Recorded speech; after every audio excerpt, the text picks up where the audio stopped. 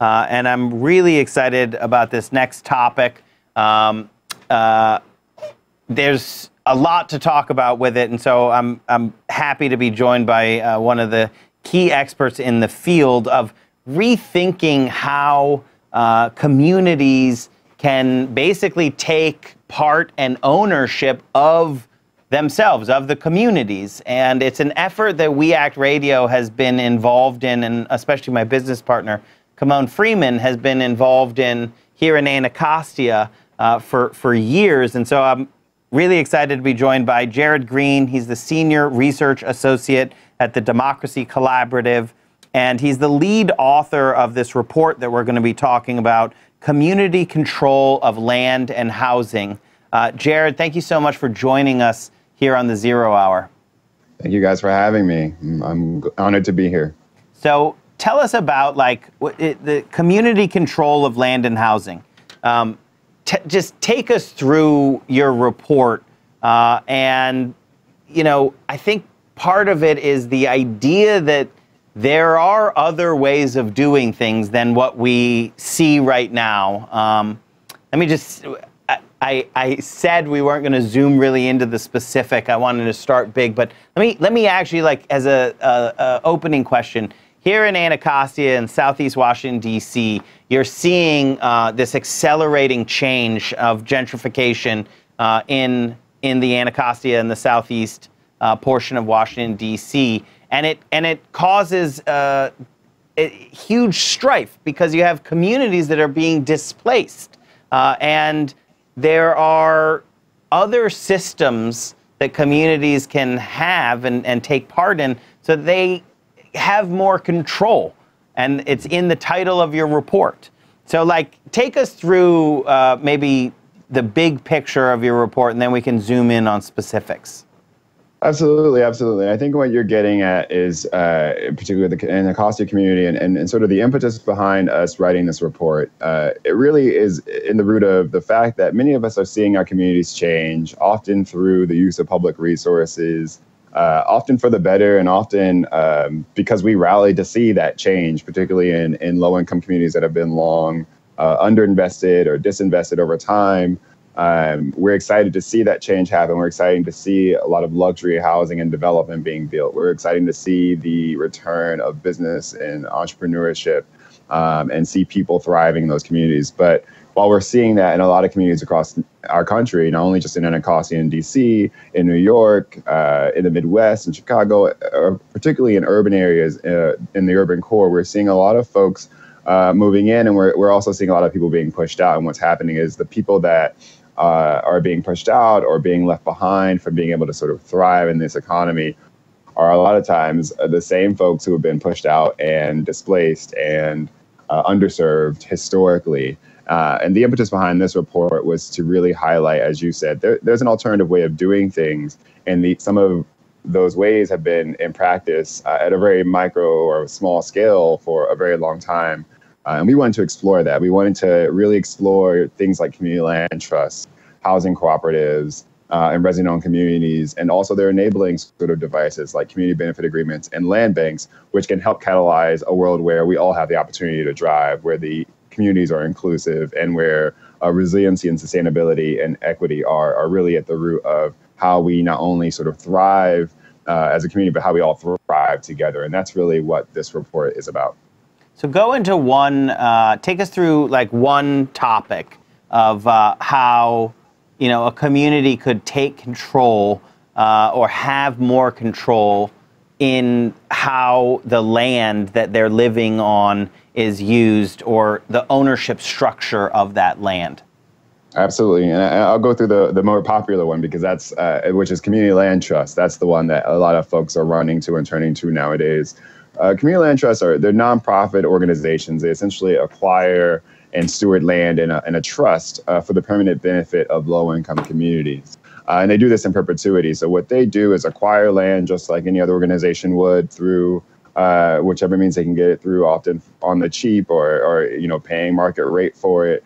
And what they do is they own that land, the actual physical land in perpetuity. And what they'll do is ground lease the land or the structures on top of it of that land to individuals, whether it be for residential purposes, commercial purposes, or otherwise. So we've got community land trusts that typically focus on residential housing. So ground leasing out a home to a family for a period of time. That home will be stewarded by that family for a while. Then when the family's ready to sell, they will resale it to the public. And what happens is the community land trust typically takes a stake of the equity because it's a shared equity model. And the family will get another stake in that equity, and they sort of move on. What happens here is the goal of the community land trust, the CLT, is to help reinvest or continue to reinvest the resources that that organization got to make the property, whether it's for residential or commercial space or gardens or what have you. They'll release that property or ground lease that property to a family or a business owner in the future at an affordable rate to help keep those properties affordable across multiple generations. And this is in contrast to what we see now in our conventional market, housing market in particular, where a family comes in, they build up some equity in the home. They got their mortgage with the bank. They sell their home at the highest rate possible based on speculative factors, based on what have you. It drives up the cost of that home. It drives up the cost of every house in the community. And then suddenly no one can afford that. What community land trusts do is disrupt that economy where we all can afford things because everyone's driving things by speculation, which has led to what we have now in a lot of our communities, which is unchecked speculation, leading to a great deal of displacement, particularly for communities of color and low-income communities. Community land trusts help correct that problem and address that challenge by stewarding the land over time in perpetuity while leasing out properties for individuals to continue to own and continue to build equity, but do so in a way that the folks who are most marginalized especially can continue to benefit from valuable resources like land and housing in our communities. So one of the things that you what you see, and I'm like very influenced through the discussions that Kimon and I have, and what I'm seeing with my own eyes. We've been here at our location, 1918 MLK in Southeast Washington, D.C. for 8 years now, 7, going on 8 years. And there's been remarkable change. And as you noted, that's generally a good thing, as long as it's shared with the folks who live here and people are all actually being able to take part in it, because Southeast Washington, D.C. has historically been the other D.C., like you look at health disparities, and east of the river has it's number one on the worst indicators and last on the best indicators, right? There are a whole bunch of hospitals in D.C. There was one east of the river, a bunch of them clustered around Georgetown. They closed one of the hospitals. Which one do you think it was? It was the one east of the river. Some of those things are reversing, and they're going to open up a hospital. And so there's a lot of good things happening, but the model is such that, I'm going to make it really basic, and it's not this easy, but it's not super far away from this. Big developers get sweetheart deals by the city government. They're basically given giant lands or just cash that makes the land really affordable to these luxury developers who then put up giant units and really nice luxury developments that pulls the price of everything, including those luxury units, up, and taxes go up, and people who have lived in the neighborhoods, they're pushed out by not being able to afford the taxes. And while their property values are going up, they are not actually being able to share in an equitable way in what's going on. It's accruing to these developers. It's actually like, I understand the city government wants there to be development. Folks in the neighborhood want there to be development. But in the current model, it is really unevenly divided, right? I mean, like, literally the developer makes out like a bandit because he's given stuff. And everyone else can, some people do benefit, but some people can't afford to live here anymore. So like a community land trust, the idea is also to keep intact communities as things are changing so that people can all take part in it. is that a fair sort of summation? Because that's what the discussions here that I have with Kimona are about, is making sure that people who've been here for a long time, and let's just say through when, Washington, D.C. was the murder capital of the country, for example, and now you're seeing all these developments, and so people who've been here should share in that development. Absolutely, and I think you're hitting on the nail on the head with respect to the benefits component here. Is that public resources or communities that often have a significant amount of public resources, or that were reliant on public resources, have been transitioned into the hands of the few, in the hands of the few wealthy banks and developers that can come in and speculate and make a huge profit off of getting public resources or community resources on the cheap. And these assets and resources we know can be used differently. And so you're hitting the nail on the head when it comes to benefits. And one way to make sure that everyone benefits is that at least the housing market and even the commercial spaces are priced at an affordable price so that everyone does have a chance. And that itself addresses one issue, particularly the affordability issue. But there are two other things in what you're saying, I think, that you're touching on in an implicit way that I want to just call out explicitly. One is just that this is part of a broader system. I think, in addition to the reality that we're facing now, I think most folks would call what you're describing as gentrification, and we're seeing the waves of that happen across the country.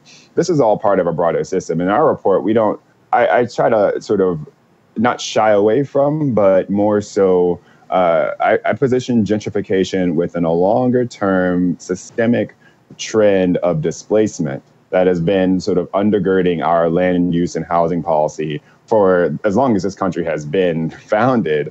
And that's happened through genocide and violence, and I can go on and on and on. But what we do in our report is go back to about 1812 or so. And what we do is just sort of trace how U.S. policy around land use and housing has been particularly,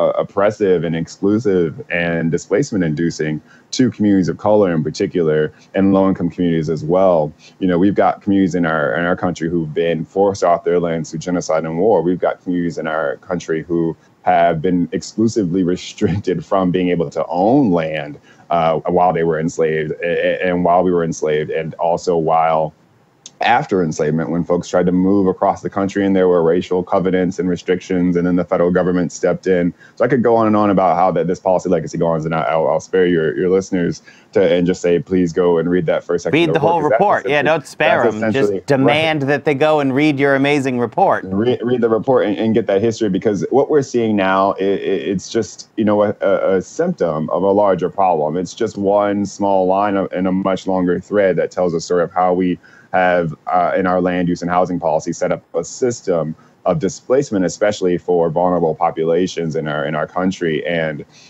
thinking about what you named here with respect to the hospital network and the developers in the Anacostia community here in DC, all of that is part of this system that we know doesn't have to be the way it is, and that we know is all by design in a lot of ways. And when we talk about the 21st century, this era now that we all live in, this world where we all should have a chance and a fair shake at opportunity, where we should all be able to get to our jobs, should all be able to be stable in our communities, should all be able to access resources that we need and thrive together in inclusive communities. It just seems really archaic that we're still living out the systems and living out the truths of a form system that was built on sort of racialized and class-based a policy. And so that's what I think you're getting at terms into the system. But the other piece you're adding to, I want to talk about, is anchor institutions. So you're talking about a hospital or health system that's coming in, or that has been historically in the community, and now they found a way to save it, I know, in DC, and bring it back.